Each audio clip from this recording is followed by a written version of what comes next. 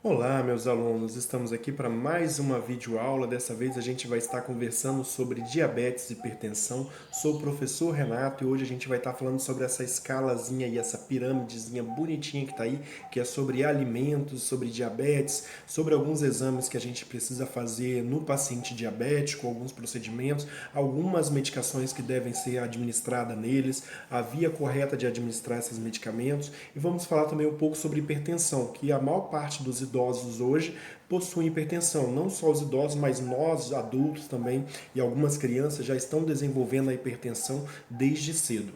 Então vamos começar com a nossa diabetes. Um ponto importante que a gente precisa saber sobre o diabetes é que existem dois tipos de diabetes. A gente tem que saber diferenciar muito bem eles.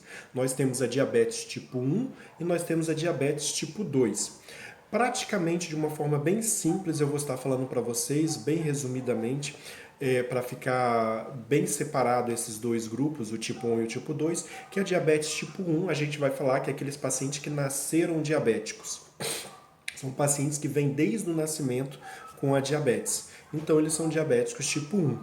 O tipo 2 é aquele paciente que não nasceu diabético, em um determinado momento da vida dele, ele começou a desenvolver a diabetes. Ele adquiriu diabetes depois de ter nascido, ou seja, independente se foi na fase de infância, na adolescência, na juventude, na vida adulta ou na terceira idade. Em algum momento ele desenvolveu diabetes, então é diabetes tipo 2.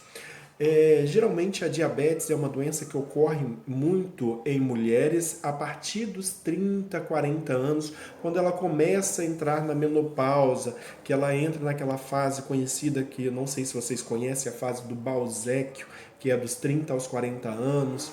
Algumas características da mulher diabética é que ela vai ter filhos muito grandes, os filhos geralmente vão nascer gordinhos, com excesso de peso, todo mundo vai achar o bebê totalmente fofucho, só que a saúde da mãe não está tão boa para ter gerado aquela criança daquele tamanho de 4 quilos, 5 quilos. Então a gente já conseguiu diferenciar diabetes tipo 1 de diabetes tipo 2. Tipo 1 é aquela diabetes que a pessoa nasce com ela e tipo 2 é aquela diabetes que a pessoa adquire em um determinado momento da sua vida. Tem diferença em saber se é tipo 1 ou tipo 2? Sim, tem diferença. Qual é essa diferença fundamental? Que a tipo 1, a criança já vai crescer acostumando com alguns hábitos alimentares, com algumas práticas de atividades físicas, se os pais estiverem cuidando, acompanhando corretamente do tratamento dessa criança. Já a tipo 2, que vai ser adquirida em um determinado momento da vida, ela já vai trazer algumas complicações a mais, pois você não tem um hábito de fazer uma dieta saudável, você não tem um hábito de ter um estilo de vida saudável, você não tem um hábito de praticar atividades físicas constantemente, principalmente diariamente. Isso vai prejudicar bastante o seu tratamento.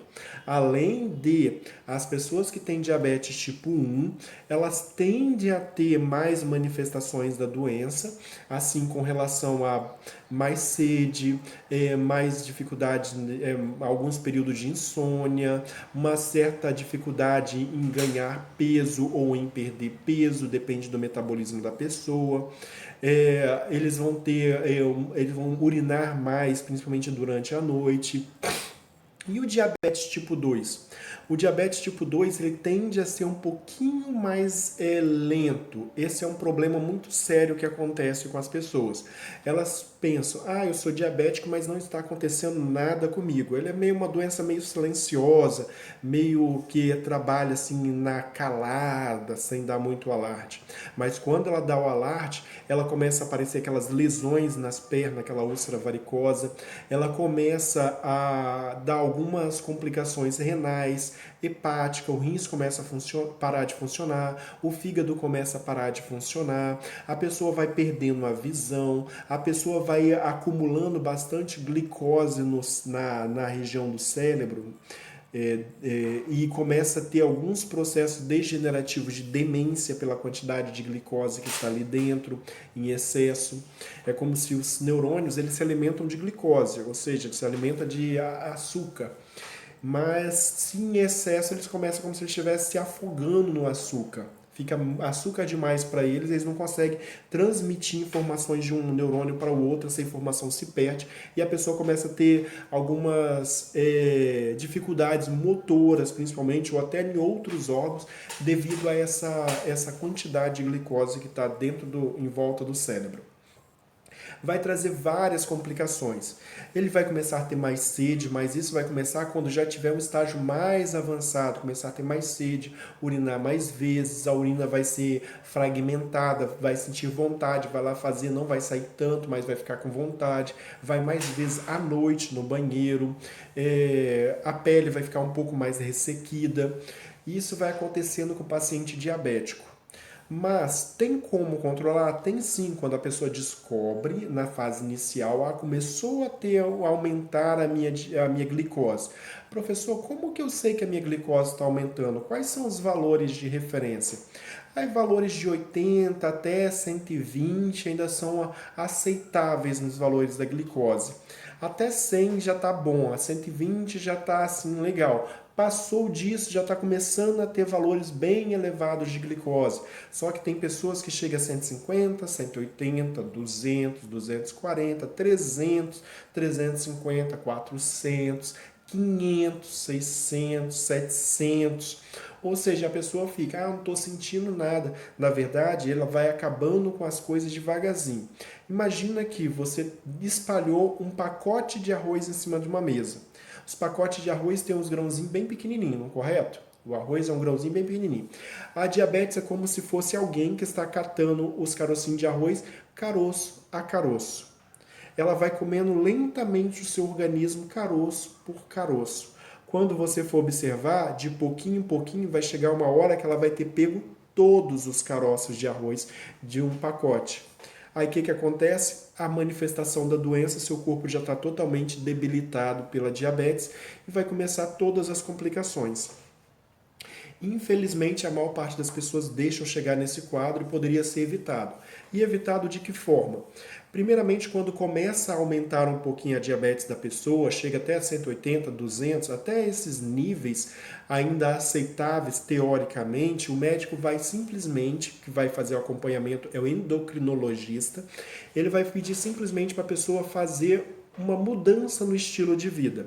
Essa mudança vai começar em quê? Na mudança de alimentação, por isso que entra essa pirâmidezinha que está aqui embaixo. A pessoa vai começar algumas coisas, vai ter coisas que ela vai ter que evitar. Que coisas que ela vai ter que evitar? Ela vai ter que evitar doces, tudo que contenha bastante açúcar, ela vai ter que evitar. Ela vai ter que limitar, ou seja, uma vez ou outra ela vai poder comer coisas derivadas do trigo, coisas derivadas do trigo que eu falo é pão, massas, biscoito, tudo que for de trigo ele vai ter que estar evitando. Vai ter um limite de tolerância com relação a algumas coisas, com relação a batata, a tubérculos, aí vai ter pode comer, mas não muito, vai ter um limite. Vai ter que moderar a ingestão de algumas coisas também.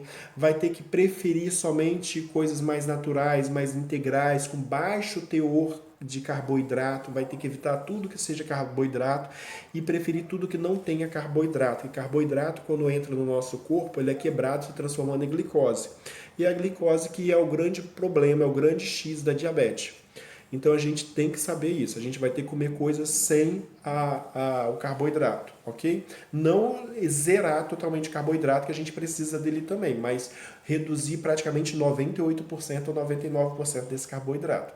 Mas quem vai dizer uma boa dieta para vocês é o nutricionista, que vai falar para o paciente, para você, qual a comida ideal que você vai comer de acordo com o seu perfil físico, de acordo com a sua rotina diária, de acordo com o seu objetivo que você está querendo, ele vai traçar um plano alimentar para você. Aí isso não compete a mim nem a outro profissional sem ser o nutricionista ou o nutrólogo.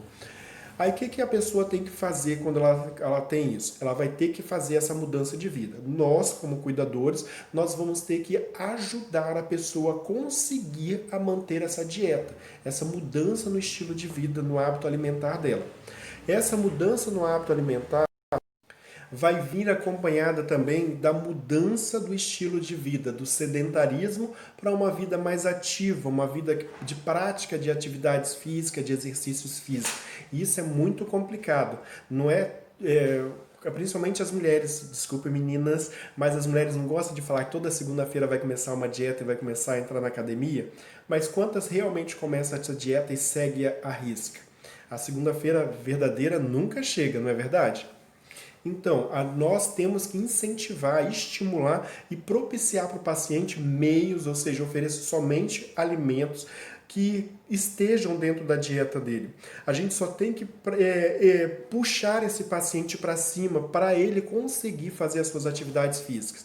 Lembrando que a gente viu lá no primeiro módulo que uma das funções do cuidador é propiciar o trabalho de atividades físicas, recreação, atividades psicomotoras, e a gente vai ter esse módulo, nosso último módulo, e faz parte disso a atividade física para manter a vida saudável desse paciente, a vida ativa. E a gente vai ter que, às vezes, até fazer junto com ele para estimulá-lo a estar tendo essa força de vontade de conseguir vencer essa doença que é muito triste, que traz muita consequência, mas ao mesmo tempo que é muito fácil de ser controlado. Se você fizer alimentação saudável, a gente estimular ele a se alimentar bem e a gente estimular ele a praticar atividades físicas, principalmente exercícios físicos, ele não vai precisar nem tomar medicação.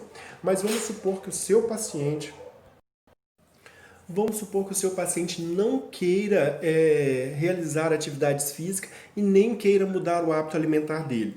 Ele já está sedentário, por ele ser sedentário, provavelmente ele está acima do peso. Por ele estar acima do peso, ele desenvolveu a diabetes e junto com a diabetes a hipertensão. É o que é a próxima doença que a gente vai estar conversando aqui nessa aula mesmo.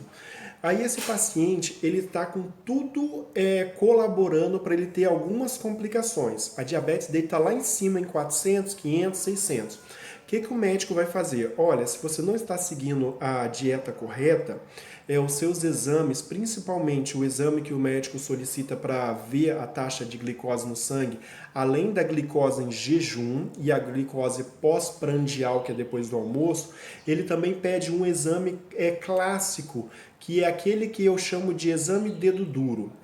Por quê? Ele vai pedir, a taxa daquele exame que ele pede vai indicar se você nos últimos meses se alimentou de forma correta ou não, que tem paciente que tenta enganar o médico. Ah, eu vou fazer exame de sangue, precisa de jejum depois de amanhã, então na véspera eu vou reduzir as coisas que eu como para dar normal no exame lá de glicose. Só que a hemoglobina glicada acusa os meses anteriores ao exame. Meses, não é uma semana, um dia, uma semana, não, é meses. Durante meses você está fazendo a dieta, a hemoglobina glicada vai mostrar o rastro desse pico de aumento e a baixa de insulina no seu corpo, de glicose no seu corpo. Aí, ou seja, ele vai te entregar, vai ser o dedo duro, vai ser o X9 que o médico quer tanto olhar. Então ele vai pedir a glicose em jejum, glicose pós-prandial e a hemoglobina glicada, são os principais exames para o paciente diabético. Dependendo do caso, se o paciente já estiver tendo alguma complicação renal decorrente da diabetes, o médico vai solicitar também, o médico para o paciente diabético, o exame de proteinúria, que é aquele exame de urina de 24 horas, que a pessoa fica 24 horas coletando a urina e leva aquele frasco grandão de urina para o médico, para fazer exame, para ver como que está ali, se está drenando bastante, o que está liberando, como que está o funcionamento do rins ali. Aí voltando lá, e o médico vai olhar lá, as taxas estão muito altas, o médico vai prescrever medicação via oral para esse paciente. Ele vai começar a tomar comprimidinhos para poder tentar controlar. Caso os comprimidos não estejam surtindo muito efeito, o médico vai falar que o paciente se transformou no insulinodependente. O que significa insulinodependente? Que ele vai precisar o resto da vida dele tomar insulina, pois a taxa de hormônio da insulina dele no corpo está muito baixa, então ele precisa repor e por isso as taxas de glicose estão muito altas, para não dizer que é uma pessoa que não fecha a boca e é sedentária. Aí o que o médico vai fazer? O médico vai prescrever a insulina para esse paciente E essa insulina, existe três tipos de insulina no mercado que a gente pode encontrar ela. Nós temos a insulina regular, nós temos a insulina NPH, tome nota disso, aluno. Nós temos a insulina regular. Essa insulina regular, ela é clara, igual clarinha, clara de ovo, bem transparente. Parece aquele esmalte base que a mulher passa nos dedos, que os homens também passam, é bem transparente. Nós temos a insulina NPH, que ela é um branco leitoso, é igual, é da cor de água de arroz quando você está lavando arroz. Alguém aí já lavou arroz? Não tem aquela água branquinha que sai do arroz? Então, a insulina NPH é daquela cor. E nós temos a insulina humana. Anotou aí as três insulinas? A regular, que é transparente, a NPH, que é branca leitosa. Quando a gente fala leitosa, é que ela é meia grossa, enquanto a outra é mais ralinha, igual água, ela é meia grossa. E a insulina humana. Bem, como que eu sei a diferença entre elas e como que é a ação dessas insulinas? Tem diferença? Tem sim, aluno. Vamos falar primeiro da regular. A regular eu já falei mais anteriormente que ela é de dose de ataque. Você foi lá e fez o exame do paciente. Lembra daquele aparelhinho que eu falei para vocês, que é o aparelho de glicemia capilar, que também é chamado de aparelho de Destro e também é chamado de aparelho a hemoglucoteste. Lembra dele? Você vai colocar uma fitinha nele. Colocou a fitinha, ele vai acender pedindo para colocar a gotinha de sangue. Após colocar a fitinha ali, você vai pegar a lanceta, que pode ser aquela lanceta manual, que você só destampa ela e você mesmo fura o dedo do paciente, ou pode ser aquela que você coloca na caneta que eu falei, fecha a caneta e vai dispara com a caneta no dedo do paciente, encostando. Encosta a caneta, aperta a parte de trás da caneta, ela dispara a agulha furando o dedo do paciente. Você vai, faz o exame do paciente, coloca a gotinha de sangue lá, aí deu lá o resultado que o paciente está com uma dosagem de 475. Aí você toma aquele susto, que está muito alto. Aí o que você faz? O médico geralmente vai deixar prescrito para quando está muito alto assim, para baixar mais rapidamente, uma dose de ataque, ele vai deixar a insulina regular, essa clarinha, transparente. Bem transparente, igual clara de ovo, igual água mesmo.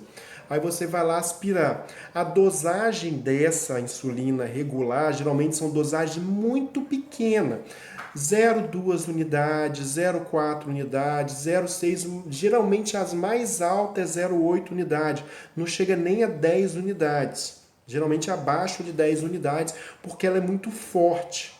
Ela vai fazer abaixar com coisa de 30 a 40 minutos ou no mais tardar uma hora, esses 475 vai cair lá para 100 e alguma coisa. É uma dose muito rápida. Deu pico de hiperglicemia, ou seja, a glicose aumentou da insulina regular, que ela vai abaixar rapidamente controlando ela.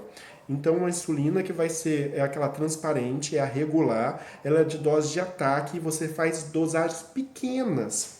E o médico pode prescrever várias vezes ao dia, ou ele pode deixar prescrito assim, insulina regular pela manhã, ou insulina regular à noite, ou ele pode prescrever assim, insulina regular, tantas unidades, ele faz um esqueminha. Se der de 150 a 250, você aplica 2 unidades. De 250 a 350, 3 a 4 unidades. De 350 a 450, 6 unidades. De 450 a 750, 8 unidades. Ele coloca um esqueminha e fala, se necessário.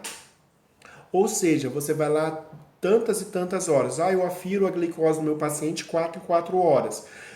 Cada vez que der alta, aí você vai lá naquele esqueminha, deu quanto? Deu 350. 350 está lá falando na prescrição, que foi prescrita pelo médico, que é para fazer 4 unidades. Aí você vai lá e aplica 4 unidades naquele paciente.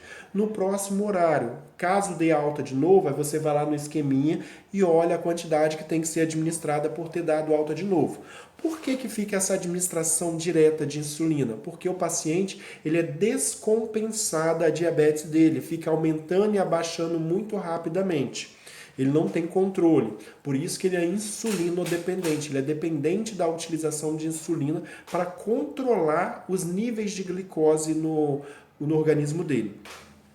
Aí agora o paciente, além de estar tomando a regular, não está conseguindo controlar, continua descompensado. O que o médico vai fazer? Então eu vou passar para esse paciente agora para tentar solucionar junto com a regular. Agora ele vai tomar a regular e vai tomar a NPH. A NPH é aquela branca leitosa que parece água de arroz. Não pode confundir as duas, porque a dose da NPH é maior e é geralmente 2 vezes ao dia. O médico pede para passar uma dosagem muito maior pela manhã e uma dosagem maior ao final do dia. Vamos dar um exemplo aqui, ele pede para na parte da manhã, às 7 horas da manhã, você aplicar 45 unidades. Ou seja, enquanto o outro você vai tomar 0, alguma coisa que não chega a 10 unidades, essa vai passar quase a metade da seringa de 1 ml. Se aplica de manhã e de noite você faz 17 a 20 unidades. 17 a 20 UI, que é quase 20 unidades, que é 2 risquinhos daquela da seringuinha pequena. Por que essa dosagem é tão grande? Porque ela é de longa absorção. Você vai aplicar de manhã, como ela é muito leitosa, ela é grossa, o tecido adiposo tem dificuldade em absorver ela. Então a absorção vai ser lenta. Você aplica às 7 horas da manhã, você vai terminar de absorver, o organismo vai terminar de absorver ela lá para as 4, 5, 6 horas da tarde. Durante o dia inteiro vai estar absorvendo um pouquinho de insulina, um pouquinho de insulina, um pouquinho de insulina, sem a necessidade de ficar aplicando um monte de dosagem durante o dia, igual a regular. Essa é a diferença. Por que eu não posso confundir uma com a outra? Porque o efeito não é igual. Se um efeito é rápido, imagina, se a glicose do meu paciente está alta agora, deu 800, por exemplo. Se eu fizer a NPH agora em dose de ataque, vai surtir algum efeito? Não. Ela só vai começar a ser absorvida daqui a algumas horas, daqui a 2, 3, 4 horas. Enquanto isso, o paciente vai estar só aumentando. Então, a gente faz a regular. Então a gente já viu a regular e a NPH, que tem diferença entre elas. A NPH, a dosagem é pequena, é menor, porque é uma dose de ataque, por ela ser mais forte. A regular é uma dosagem maior, porque ela é de longa duração, é para ser absorvida pelo tecido adiposo lentamente durante o dia.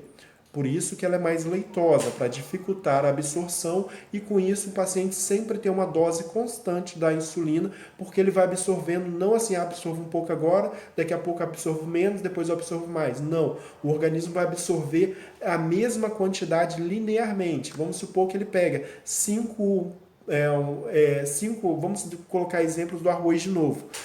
Você administrou um pacote de arroz de 5 kg no braço do paciente. Olha que já pensou? 5 kg de arroz no braço do paciente, no tecido adiposo. O tecido adiposo vai pegar a cada minuto 5 grãozinhos. Então ele vai pegar 5 grãozinhos, 5 grãozinhos, 5 grãozinhos, até pegar a absorção toda. Então vai ser uma coisa linearmente, vai crescer de forma igual, ele vai ter a mesma absorção de insulina durante o dia inteiro. Aí o médico vai distribuir. Por que à noite tem que ser menos insulina? Pois à noite, geralmente, o paciente está dormindo e ele pode apresentar um pico de hipoglicemia. Ele pode entrar num estado de glicose baixa, que eu vou falar daqui a pouco, que aqui é a diferença, é o contraste da hiperglicemia, que é a diabetes, é a hipoglicemia, que vai dar algumas complicações que pode levar o paciente a coma ou à morte. Então a gente tem que observar isso também. Então ele dá menos insulina à noite, que é um período que as pessoas vão estar observando menos o paciente está menos ativo, para a gente poder observar ele, vai ser mais difícil, se ele está ou não apresentando esse estágio de hipoglicemia. Agora, tem a insulina humana. Essa insulina humana, ela é uma insulina que é um pouco mais cara que as outras e ela já vem no recipiente próprio. Ela já vem em umas canetas próprias que você controla a quantidade que você quer aplicar. Você pega essa caneta, a gente tem que lembrar também que essa caneta é cara, é muito cara. Principalmente tem algumas marcas igual a Tojo, que ela é cara demais. Ela custa quase R$ 300 cada caneta, e cada canetinha vem uns bem pouquinho, pouquíssimos mlzinho ali dentro da caneta, dá no máximo para umas 10, 15 aplicações. E esse paciente, essa caneta, essa insulina humana, ela é um pouco mais forte que as demais e ela também tem ação prolongada, igual a NPH. O médico geralmente passa para ser administrada uma vez somente ao dia. Alguns pacientes podem tomar ainda a humana junto com a regular ou a humana junto com a NPH, mas é incomum. A tendência é passar somente a insulina humana uma vez ao dia na parte da manhã. E dosagens assim é de acordo com a taxa de glicose do paciente. Aí o médico endocrinologista que vai decidir quanto que ele vai tomar. E as canetinhas já vêm prontas. É só comprar, destapar e aplicar no paciente. A gente só troca a agulha.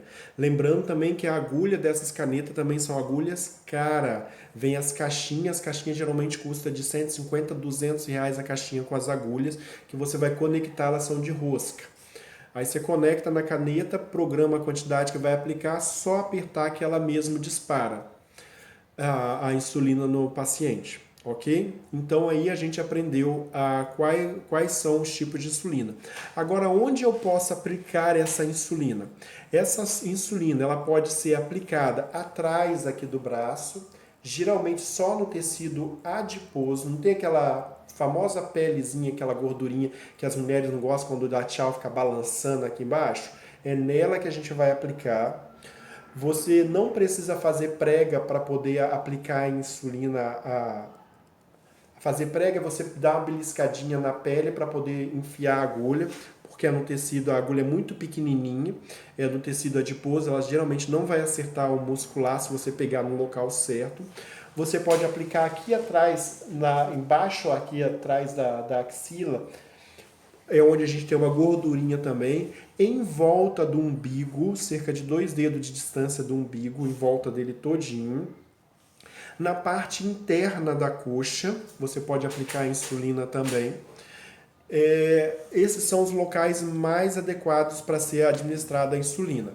Eu, particularmente, eu gosto dessa região aqui do braço, gosto de aplicar muito nela, e na barriga, que é os locais que o paciente sente menos dor. É importante que você reveze esses locais. Por exemplo, eu apliquei hoje nesse braço, amanhã eu vou aplicar na barriga do lado direito, depois da manhã na barriga do lado esquerdo, depois eu vou vir para esse braço do lado esquerdo. Em vez de eu descer novamente para a barriga, eu pulo para o outro braço no outro dia, que já deu 3 dias para esse braço descansar da aplicação da insulina. Então você vai revezando. Cada aplicação você vai revezando, da mesma forma quando você for fazer os exames de glicose do dedo do paciente, vai revezando os dedos, que ele tem 10 dedos na mão, reveza, não fica furando sempre o mesmo dedo, que acaba lesionando aquele dedo, fica um machucadinho naquele dedo, onde fica toda hora tirando o sangue, ok? Essas são as vias de acesso. A insulina, a agulha tem que entrar assim, em ângulo de 90 graus, ela entra reto, não é deitadinha, a não ser que o paciente não tenha quase tecido adiposo, seja um paciente muito magrinho mesmo, aí você vai ver, ele é muito magrinho, eu vou pegar a pelezinha dele aqui, quanto mais magrinho, aí você pode fazer a preguinha para tentar pegar o tecido adiposo, mas lembrando que não é para aplicar na pele, é embaixo da pele no tecido gorduroso, que a gente chama de tecido adiposo, ok? Ali que a gente aplica a insulina. Agora falando da hipoglicemia. O que vem a ser a hipoglicemia e quais são os sintomas dela? A hipoglicemia é o oposto da diabetes, que é a hiperglicemia, quando está com a glicemia muito alta. A hipoglicemia está com a glicemia muito baixa e vai dar alguns sintomas na pessoa. Quais são esses sintomas? A pessoa vai começar a sentir moleza, fraqueza, sonolência, vai começar a ficar com a visão turva, sensação de desmaio, a pessoa vai começar a ter confusão mental, as coisas vão começar a ficar difícil de entender, de visualizar, ela vai começar a ficar meio aérea no tempo e no espaço, ela vai começar a suar muito e um suor gelado.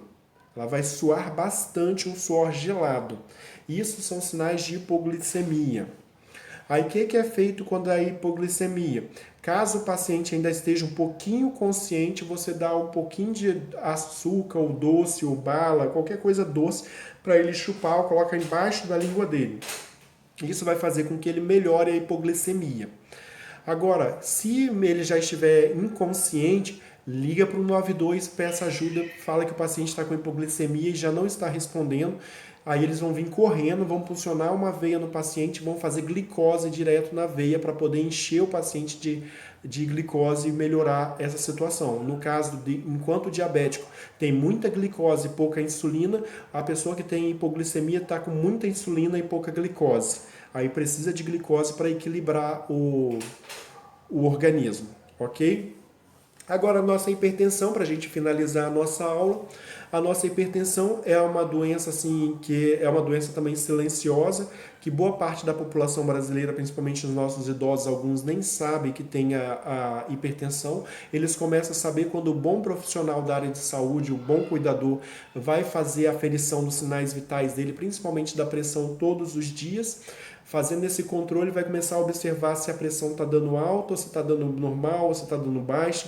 Caso esteja dando alta todos os dias, vai conversar com familiares, vão procurar um cardiologista e esse cardiologista vai começar a avaliar qual a alimentação desse paciente, ele se alimenta com muito sódio, ele pratica atividade física? Ah, não, ou sim, independente dos casos, mas está dando alta ainda, ele vai começar a passar algumas medicações antihipertensivas para poder controlar essa pressão. O importante é mudar o hábito alimentar, comer comidas não muito gordurosas, nem com muito sódio e praticar exercício físico. Com isso a gente consegue controlar e muito a nossa pressão. Ah, não conseguiu? Toma os remedinhos. Tomar os remedinhos rigorosamente nos locais. Caso não tome as medicações, pode ter algumas complicações, desde o AVC ao infarto, ao mal súbito, à falência de alguns órgãos, principalmente do rins e do fígado. Aí, ou seja, a hipertensão vai causar várias complicações na vida da pessoa. E ela vai intensificar outras doenças que a pessoa possa ter. Então é bom a gente cuidar do nosso paciente da mesma forma que a gente vai estimular ao exercício físico do diabético, a alimentação do diabético, a gente vai fazer com o nosso paciente com relação à hipertensão. O que nós devemos ter cuidado é que alguns pacientes tomando alguma medicação, alguns começam logo no início, outros mais para frente um pouquinho.